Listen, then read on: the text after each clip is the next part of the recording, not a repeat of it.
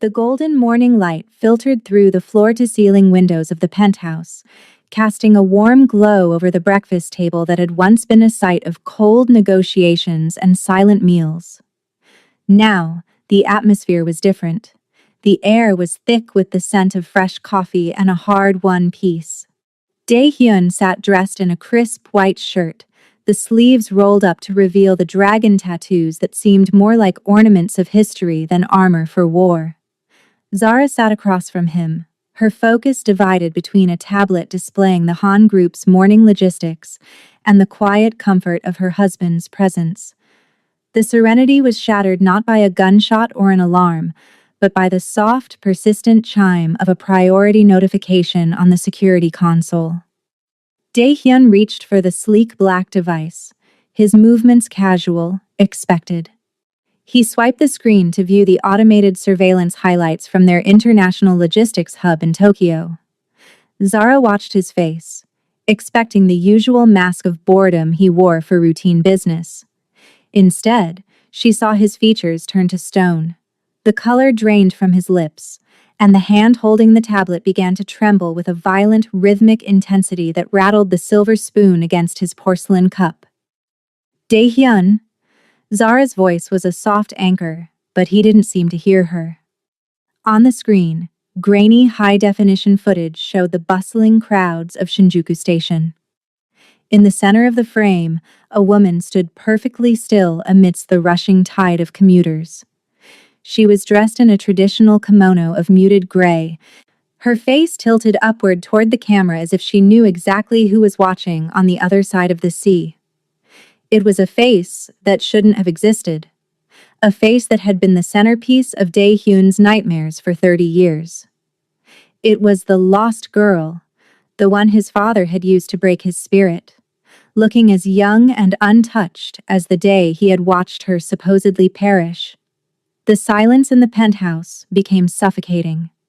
The psychological walls Dae-hyun had spent months dismantling with Zara's help seemed to slam back into place in an instant. His breathing became a series of jagged, shallow gasps, and his eyes glazed over, fixed on the frozen image of the ghost in the gray kimono. "It's not possible," he whispered, the words sounding like they were being dragged over broken glass.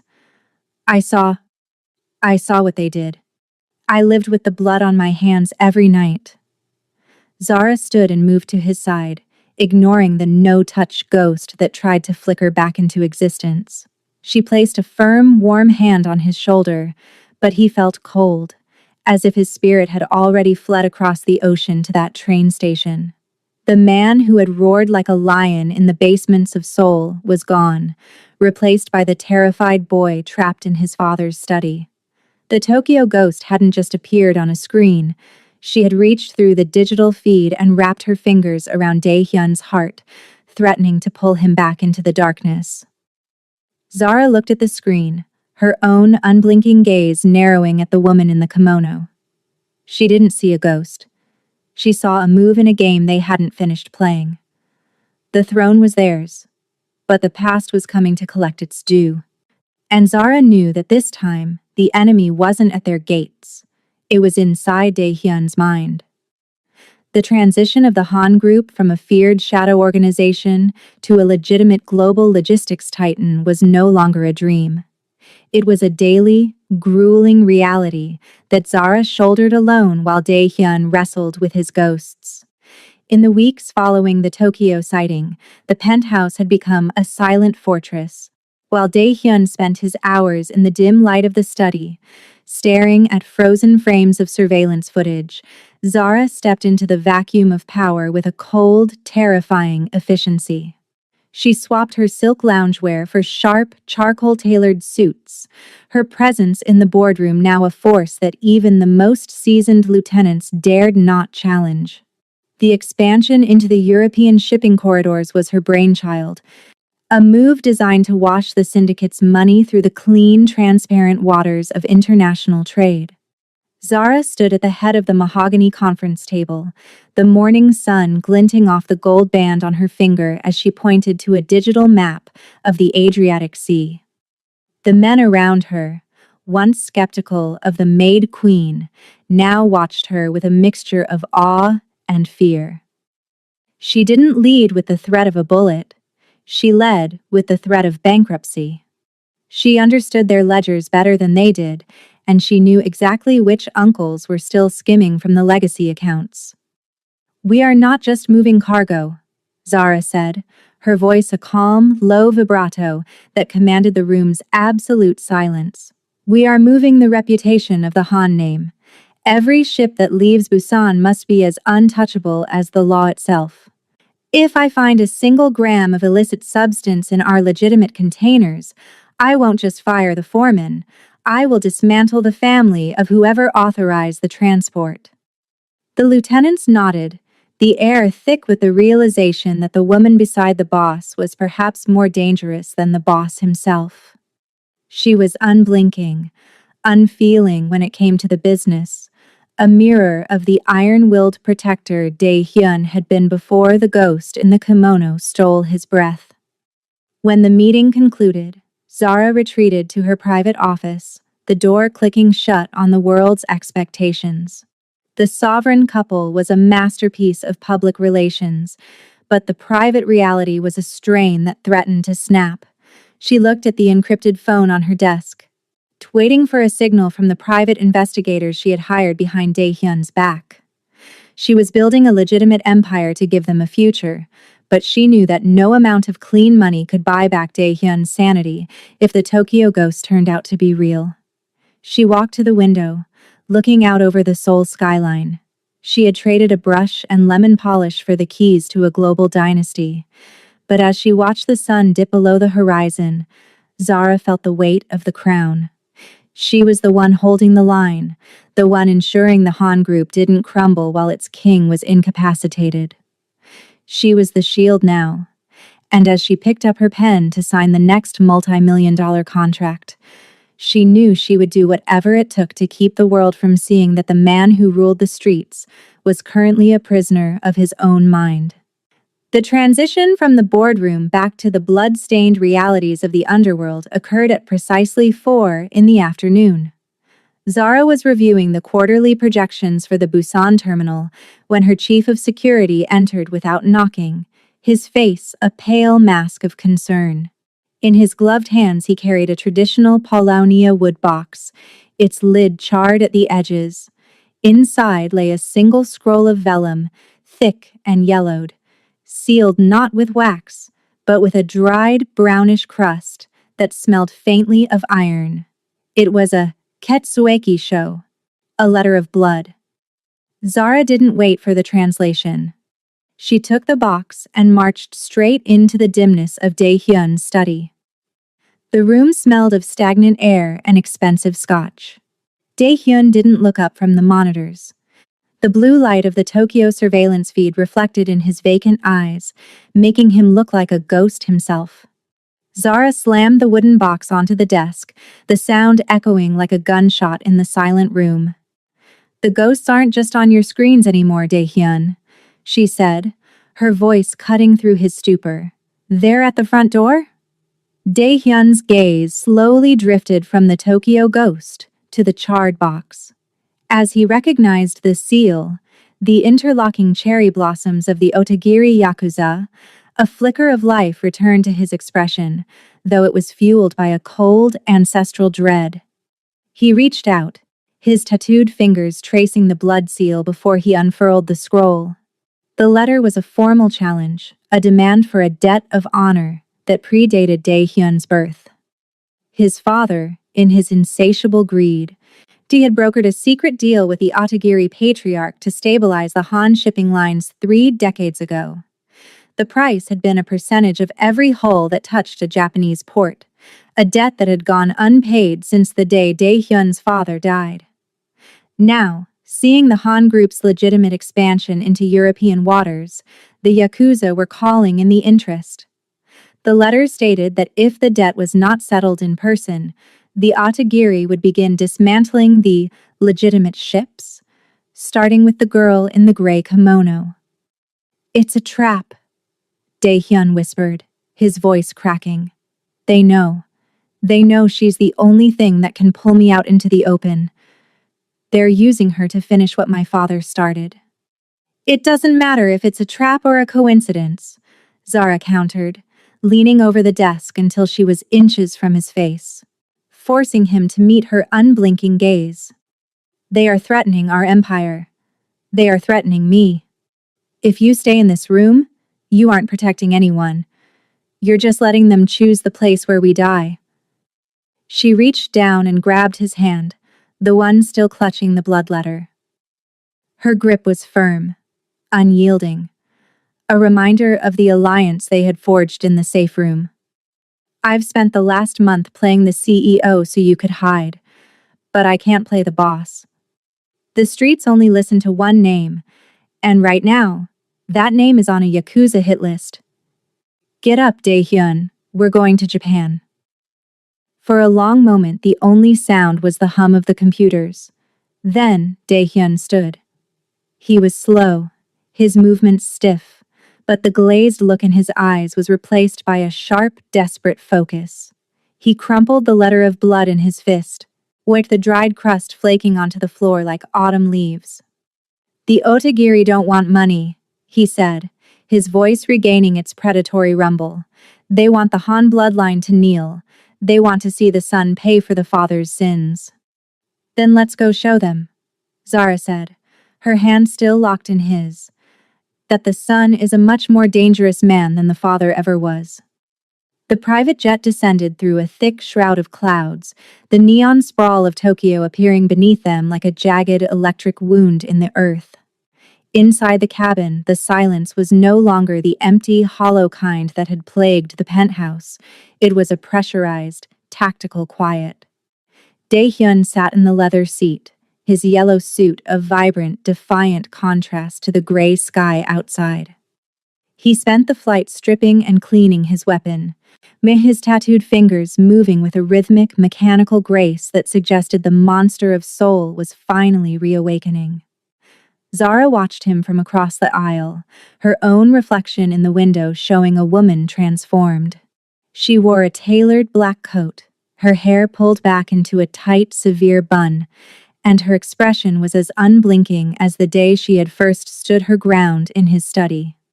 This was their first foray onto foreign soil as a unified front, and the weight of the Han Group's future sat heavy in the cabin.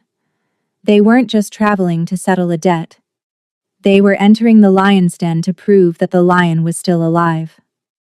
The Otagiri patriarch won't meet us at the airport, Dae-hyun said, his voice a low vibration that barely rose above the hum of the engines. He'll send his hounds first. To test the leash. Let them come, Zara replied, her voice steady.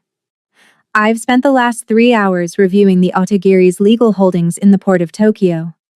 If they want to play the role of the ancient warrior, that's fine. But I have enough leverage to freeze their logistics before they can draw a blade. Dae-hyun looked at her, a flash of genuine admiration breaking through his grim focus. You've learned the game quickly, Zara. I had a good teacher, she said, reaching across the aisle to briefly touch his hand. And I have a lot to lose, if we fail. As the wheels touched the tarmac at Haneda, the atmosphere shifted instantly. A fleet of black sedans was already waiting on the private apron, but they didn't bear the Han insignia. Men in dark suits stood like statues beside the cars, their hands folded in front of them, their eyes hidden behind dark glass. As the airlock opened and the humid Japanese air rushed in, Dae-hyun stepped out first, his silver hair catching the dull light. Zara followed a half-step behind him, her presence an inseparable part of his shadow. The lead Otagiri lieutenant stepped forward, offering a bow that was shallow enough to be an insult. The Han bloodline has finally crossed the water, he said in clipped Korean. The patriarch expects you at the Shinjuku tea house, alone. I don't go anywhere alone, Dae-hyun countered, his hand resting comfortably on Zara's shoulder, his grip firm and grounded. My wife is the architect of our expansion. If you want to talk about the future of the shipping lines, you talk to both of us. Or you can explain to your patriarch why the docks go silent tonight. The lieutenant hesitated, his gaze flickering to Zara. He saw the same unblinking defiance that had cowed the Soul uncles, a strength that didn't come from a gun, but from a mind that was already 3 steps ahead. The silence stretched, a high-stakes standoff on the rain-slicked tarmac. Finally, the lieutenant stepped aside, gesturing toward the center sedan. As they slid into the back seat, the leather cool and smelling of cedar, Zara felt the familiar electric charge of danger. They were in the heart of enemy territory, surrounded by ghosts and gold-sealed threats. But as she looked at Dae-hyun, she saw a man who was finally breathing again. The no-touch rule was a dead relic of a past life. Here, in the belly of the beast, they were the only truth each other had. The Shinjuku tea house was a sanctuary of deceptive stillness, tucked away from the neon roar of the city behind high stone walls and weeping willows. Inside, the air was thick with the scent of tatami and ancient wood, a sharp contrast to the cold, metallic tension radiating from Dae-hyun. He walked with a stiff, predatory grace, his yellow suit looking like a flare of fire in the dim, paper-screened hallway. Zara remained a constant shadow at his side, her heels clicking rhythmically on the polished floor, a sound that grounded him every time the ghosts of his childhood tried to pull his focus into the dark.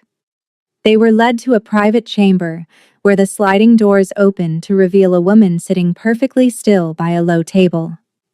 She wore the gray kimono from the surveillance feed, her hands folded in her lap with a delicate, haunting precision. As Dae-hyun stepped into the room, he froze. Up close, the resemblance was shattering. She had the same high cheekbones, the same tragic tilt to her eyes as the girl from his father's study. To Dae-hyun, it was as if the blood had been washed away, and the past had stepped out of the shadows to demand an accounting. Dae-hyun, the woman whispered, her voice a soft, melodic echo that seemed to vibrate in the marrow of his bones. You've grown so much like him. The silver hair, the cold eyes. But I remember the boy who cried when the doors closed. Dae-hyun's hand flew to his throat, his breathing becoming shallow. The mirror image wasn't just physical. She was reflecting the version of himself he hated most. The helpless witness. Zara saw the shift instantly. She saw the iron-willed boss beginning to crumble into the guilt-stricken child. She stepped forward, in her hand sliding firmly into the crook of Dae-hyun's arm, her unblinking gaze fixed on the woman in the kimono. Memory is a fickle thing, Zara said, her voice a cool, stabilizing force, especially when it's being bought and sold by the Otagiri. Who are you, really? The woman didn't look at Zara. She kept her eyes locked on Dae-hyun, a tear tracking a slow path through her porcelain makeup. I am the consequence of your mercy, Dae-hyun. While you ran to Seoul to build an empire of ink and glass, I was left in the wreckage. I survived the guards. I survived the shame. And now I see you found a new person to hide behind. Does she know? Does this maid know that everyone who stays close to you eventually pays the price for your cowardice? The words were a surgical strike. Dae-hyun flinched, his grip on Zara's arm loosening. The wedge was being driven with expert precision, the woman playing the role of the ultimate victim, casting Zara as merely the latest collateral in Dae-hyun's long history of failure. She knows everything she needs to know, Dae-hyun managed to rasp, though his eyes were clouded with the old, familiar fog. Does she? The ghost stood, her movements fluid and ethereal. She stepped toward him, ignored the barrier of the table. Can she feel the weight of the girl your father broke? Or does she only feel the weight of your gold? You're using her, Dae-hyun, just like your father used us. You've turned a maid into a shield because you're still too weak to stand alone. Zara felt the tremor return to Dae-hyun's frame. The psychological trap was closing. The woman was using his own self-loathing as a weapon, trying to make him believe that his love for Zara was just another form of his father's cruelty. Zara tightened her grip, her fingers digging into the fabric of his yellow sleeve. She didn't look at the ghost, she looked directly at Dae-hyun, forcing him to see the reality of the present over the hallucination of the past. "She's a mirror, Dae-hyun," Zara whispered, her voice low and fierce. "But she's only reflecting the lie your father told you. Don't let her steal the man I helped you become." The standoff in the small room was a battle of two realities. On one side was the ghost, a shimmering image of guilt and ancient pain. On the other was Zara, the grounded, gritty truth of their alliance. For a heartbeat, it seemed Dae-hyun might succumb to the mirror, but then his fingers found Zara's hand, and he squeezed back. The fog didn't lift, but the lion began to find his footing in the storm. The air in the Shinjuku safe house was stagnant, heavy with the scent of unwashed trauma and the sharp metallic tang of Dae-hyun's fear. While he sat in a dark corner, a man paralyzed by the ghost of a girl he thought he'd failed, Zara watched him with a heart that was hardening into a diamond. She didn't believe in ghosts, and she certainly didn't believe in the convenient timing of a 30-year-old resurrection. Her intuition, sharpened by years of navigating the predatory slums of Seoul, told her that the woman in the gray kimono was not a miracle.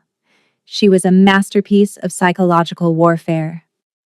"Rest," Zara whispered to him, pressing a cool hand against his forehead. He leaned into her touch, but his eyes were vacant, fixed on the paper screens as if waiting for the shadows to move. "I'm going to coordinate with our security detail. We need to tighten the perimeter." It was a lie. As soon as she stepped past the sliding doors, Zara shed the role of the comforting wife and regained the skin of the hunter. She didn't call the security detail. Instead, she slipped through the service entrance, disappearing into the neon-drenched veins of Tokyo. She had a contact in the Kabukicho district, a data broker who specialized in the discarded identities of the Yakuzas, disappeared.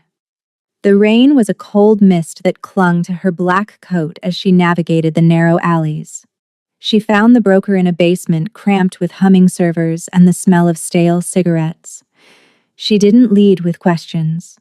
She led with a thick envelope of yen and the unblinking stare that had become her trademark. "The woman in the gray kimono," Zara said, sliding a grainy photograph across the cluttered desk. "I don't want her name. I want her origin. Who trained her to look like a ghost?" The broker, a man with skin like parchment and eyes that had seen too much, scanned the image. A slow, jagged smile crept across his face. "This one? She's a legend in the underground theaters of Osaka. A Kagemusha. A shadow warrior. She was sold to the Otagiri years ago. They didn't buy her for her beauty. They bought her for her ability to mimic the dead." Zara felt a cold surge of triumph. The mirror image was a fabrication, a surgical strike intended to lobotomize the Han Group's leadership by weaponizing Dae-hyun's guilt. And the girl from the study was dead. She had been dead for 30 years, and this woman was nothing more than a living weapon, a puppet dressed in the silk of a tragedy. "I need the medical records," Zara demanded, leaning closer. "The scars. If she's a mimic, she'll have the same marks as the original. But they won't be 30 years old. They'll be fresh." "Plastic surgery leaves its own kind of ink," the broker muttered, his fingers flying across the keys. "Give me an hour, and I'll show you the receipts for the reconstructive work that turned a theater girl into a martyr." Zara stepped back out into the rain, her mind already moving toward the next move. She had gone rogue because she knew Dae-hyun couldn't handle this truth yet. His mind was too fragile to see the strings. She was the one who had to cut them. As she walked back toward the safe house, the neon lights of Tokyo reflected in her eyes, hard and predatory. The Otagiri thought they were playing with a broken man, but they had forgotten about the woman who had built him back up. She wasn't just his shield, she was the architect of their downfall, and she was about to turn the ghost into a corpse. The silence in the Shinjuku safe house had become a physical weight, a suffocating pressure that seemed to drain the color from the room. Dae-hyun sat on the edge of the low bed, his yellow suit jacket discarded on the floor like a fallen banner. His breathing was shallow, his hands gripped so tightly in his lap that the knuckles had turned a porcelain white. The Otagiri were no longer attacking with blades. They were using the high-frequency hum of psychological warfare. From the street below, the rhythmic pulse of a single haunting melody, the same lullaby the lost girl had once hummed in the basement of his childhood, drifted up through the floorboards, a sonic tether to his greatest shame. Zara entered the room to find him staring at the sliding door with the hollowed eyes of a man already halfway into the grave. The psychological block hadn't just returned. It had evolved. He looked at her as she approached, but there was no recognition in his gaze, only a flickering terror that he was seeing another phantom. When she reached out to touch his shoulder, he recoiled, his body jerking back as if her skin were made of white-hot iron. "Don't," he rasped, the word barely a sound. "Your hands. I see the blood on them, Zara. Every time I look at you, the gray kimono turns red. My father was right. Everyone I touch ends up in the dark." The manipulation was masterfully cruel.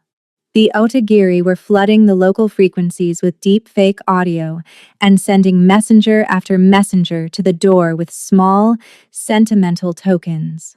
A hair ribbon, a bowl of the specific rice porridge from his youth. Each item was a brick in the wall they were rebuilding around his mind. Dae-hyun was back in the silver cage, but this time he had locked the door from the inside. He was no longer the sovereign of soul. He was a prisoner of a manufactured memory, his body refusing to move, his voice refusing to command. Zara stood over him, her heart breaking even as her resolve turned to steel. She saw the way his pupils dilated with every note of that cursed lullaby drifting up from the street. He was being lobotomized by a ghost story. She knelt before him, not to comfort him this time, but to challenge the hallucination. She grabbed his chin, forcing his head up so he had to look at her unblinking, emerald-hard gaze. "Dae-hyun, look at me," she commanded, her voice a sharp, clinical blade that cut through the music. "The man I married isn't a coward who hides from a melody. The woman in that tea house is a lie. She is a puppet with fresh scars and a bought face. If you surrender to this, you aren't honoring the girl you lost. You're letting her murderers kill you, too." He shook his head, a single tear tracking through the ink on his cheek. She knew the words, Zara. She knew the way the door sounded when it locked. No one could know that. "Information is just another commodity in this city," Zara spat, her frustration bubbling into a fierce, protective heat. "They are siege-breaking your mind because they can't break our empire any other way. They want you catatonic so they can walk in and take everything we've built." She stood up and walked to the window, ripping aside the heavy curtains to let the harsh, unforgiving neon of Tokyo flood the room. The blue and pink lights washed over Dae-hyun's trembling form, stripping away the romantic tragedy of the shadows. "I'm going to the Osaka summit," she said, her voice dropping to a dangerous, low vibrato. "I am going to end this. You can stay in this dark room with your ghosts, or you can find the man who burned down the uncles and stand beside me. But know this. I am not the girl in the kimono. I don't break. And I am not going to let you die for a ghost that doesn't exist." She didn't look back as she walked out. But the echo of her heels on the wood was a challenge that stayed in the room, a final lifeline thrown into the drowning depth of his mind. The air in the Osaka Grand Ballroom was thick with the scent of jasmine and the metallic tang of unspoken threats. Zara moved through the crowd like a sleek, dark blade, her black gown shimmering under the crystal chandeliers. To the gathered elite of the Japanese underworld, she was the Ice Queen of Seoul, a woman who had allegedly usurped a broken king. She held her head high, her unblinking gaze scanning the perimeter while her hand rested over the hidden folder in her clutch. The proof that the woman haunting Dae-hyun was a surgical fraud. At the center of the room, beneath an arch of white lilies, sat the Otagiri patriarch, a man whose skin looked like yellowed parchment stretched over bone. Beside him stood the ghost, her gray kimono draped elegantly, her eyes downcast in a performance of tragic vulnerability. The room went silent as Zara approached the high table. There was no Dae-hyun at her side.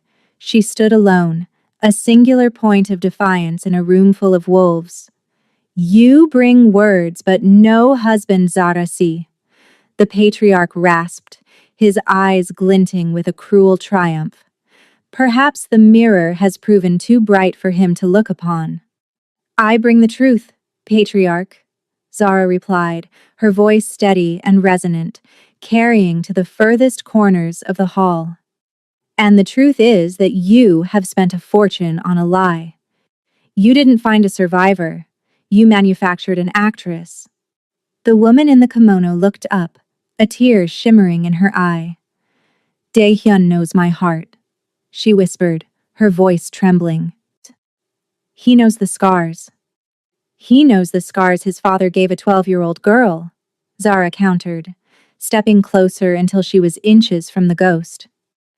"But he doesn't know about the laser revision surgery performed 4 months ago in a private clinic in Roppongi. He doesn't know that your memories were fed to you through a neural link script by a disgraced theater director." Zara whipped the medical records from her clutch and slammed them onto the table. The patriarch didn't flinch, but the ghost's expression shifted.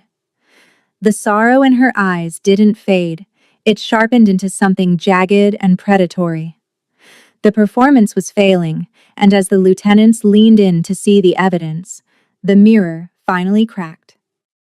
"You should have stayed in the kitchen, little maid," the ghost hissed, her voice losing its melodic lilt and turning into a cold, clinical rasp. The movement was almost too fast to see.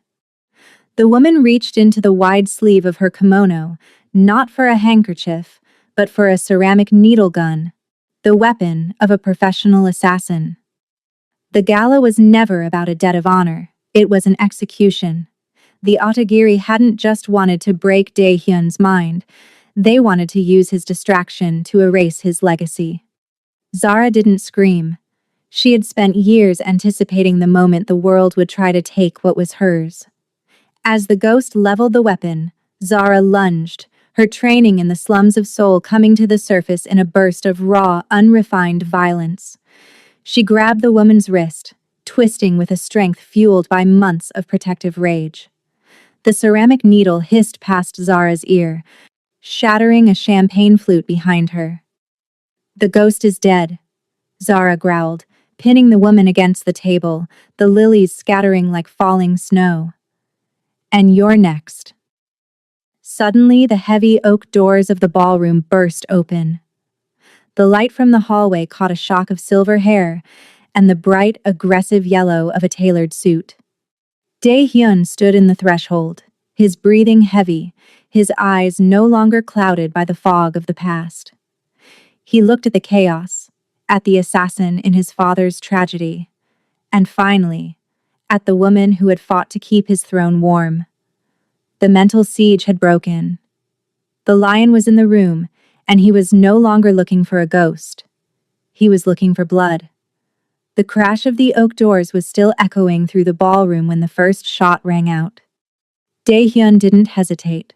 The paralysis that had chained him to the safe house floor had been scorched away by the sight of Zara's life in the crosshairs. He moved through the crowd not like a man haunted, but like a force of nature reclaimed. His yellow suit was a streak of lightning against the drab black of the Otagiri's shock troops. Before the assassin in the gray kimono could realign her ceramic needle gun, Dae-hyun was there, his hand clamping over hers with the crushing strength of a man who had finally decided to live. "The girl in my father's room had no choice," Dae-hyun growled, his voice a low, terrifying vibration that seemed to silence the entire hall. He twisted the woman's arm back, the ceramic weapon clattering to the marble. "But you chose this. You chose to wear a dead girl's skin." The assassin hissed, a hidden blade sliding from her sleeve. But Dae-hyun was no longer the boy who watched from the shadows. He parried the strike with his forearm, the steel biting into his skin, but he didn't flinch. He didn't see the blood of the past anymore. He saw the blood of the present, and it was his to spill. With a singular, focused roar, he drove his shoulder into the woman, sending her crashing through the table of lilies. The Otagiri patriarch signaled his men to close in, but the lion was already in their midst. Dae-hyun fought with a raw, unrefined violence that bypassed the clinical training of his rivals. He was exorcising every ghost his father had ever planted in his mind. Each blow he landed was a strike against the memory of the lost girl, a refusal to let the tragedy define his future. He wasn't protecting a throne. He was protecting the woman who had dared to walk into the dark to pull him out. Zara didn't stand idly by. As the Otagiri guards lunged, she used the chaos to her advantage, wielding a heavy silver platter as a shield and a weapon, her unblinking gaze never leaving Dae-hyun's back. They moved in a lethal, unspoken synchronicity, a sovereign couple born in a safe room and tempered in a bloodbath. When a guard tried to flank Dae-hyun, Zara's heel found the man's knee, and Dae-hyun finished the job without even looking behind him. He trusted her completely. The no-touch policy had been replaced by a no-quarter reality. The final confrontation came at the foot of the patriarch's dais. Dae-hyun stood over the fallen assassin, his shirt torn, the dragon tattoos on his chest glistening with sweat, and the shallow cut on his arm. He looked at the patriarch, then slowly turned his gaze to the woman in the gray kimono, who lay gasping amidst the ruined flowers. For a moment the old flicker of hesitation returned, the fear that by striking her, he would finally become his father. Zara stepped up beside him, her hand sliding into his, her fingers interlaced with his tattooed ones. "She is a weapon, Dae-hyun," she whispered, her voice a cold, grounding anchor. "She is the lie. Break it." Dae-hyun looked at Zara, then back at the assassin. He didn't reach for his gun. Instead, he reached into his pocket and pulled out the charred letter of blood. He dropped it onto the woman's chest. "The debt is paid," he said, his voice as sharp as a guillotine. "Not with my blood, but with the death of the story you tried to tell." He turned his back on the Otagiri, a final, ultimate insult to their power. He didn't wait for permission to leave. He simply walked out of the ballroom, his hand never letting go of Zara's. He had walked into the room a prisoner of his father's shame, and walked out a man of his own making. The exorcism was complete. The ghosts were buried, and the only thing left was the living woman at his side, and the empire they were about to burn and rebuild in their own image. The flight back to Seoul was nothing like the pressurized, silent journey that had brought them to Japan. The cabin of the private jet was bathed in the soft amber glow of a setting sun, and for the first time in his life, Dae-hyun didn't feel the need to fill the silence with the sound of cleaning a weapon. He sat with his eyes closed, his head resting back against the leather, his hand firmly entwined with Zara's. The yellow suit jacket was draped over a chair, its brightness a lingering spark of the fire they had just survived. He was tired, but the exhaustion was clean, the heavy, rhythmic rest of a man who had finally put his ghosts to bed. Zara watched him, her unblinking gaze softened by a rare, quiet peace. She had seen him confront the worst version of his past and emerge not as his father's son, but as her partner. The Han group awaited them in Seoul, but it was no longer a syndicate of shadows and fear. It was an empire they had scrubbed clean with their own hands. As the skyline of the city appeared through the clouds, a sprawling grid of neon and glass, it didn't look like a cage anymore. It looked like a garden. They returned to the penthouse not as a boss and his contractor, but as a sovereign unit. The staff moved with a new kind of reverence, sensing the shift in the atmosphere. The no-touch policy was a memory so distant, it felt like it belonged to another lifetime. That evening, as they stood on the balcony overlooking the Han River, the wind was cold, but the heat between them was undeniable. Dae-hyun wrapped his arms around her from behind, pulling her back against his chest, his chin resting in the crook of her neck. "The line was always supposed to be cold," he whispered, his voice steady and deep. "My father wanted a dynasty of ice. He thought feeling anything made us weak." Zara turned in his arms, her hands coming up to rest on his chest, right over the heart that beat with a vibrant, rhythmic strength. She looked up at him, her eyes reflecting the city lights like twin emeralds. "Your father was a man who only knew how to build walls, Dae-hyun. He didn't realize that the strongest foundations are the ones that can breathe." She took a slow, deliberate breath, her smile small but radiant. "The line isn't cold anymore, Dae-hyun. I went to the clinic this morning, before we left Osaka." Dae-hyun stilled, his gaze searching hers with a sudden, sharp intensity. The world around them seemed to fall away, the hum of the city fading into a distant murmur. "I'm pregnant," she said softly. The silence that followed wasn't the suffocating void of the safe room or the paralyzing dread of the tea house. It was a golden, expansive silence. Dae-hyun's hands trembled, but it wasn't the tremor of trauma. He dropped to his knees, his forehead pressing against her stomach, his silver hair catching the moonlight. He let out a breath he seemed to have been holding since he was 12 years old, a long, shuddering exhale that carried away the last remnants of the Han family's curse.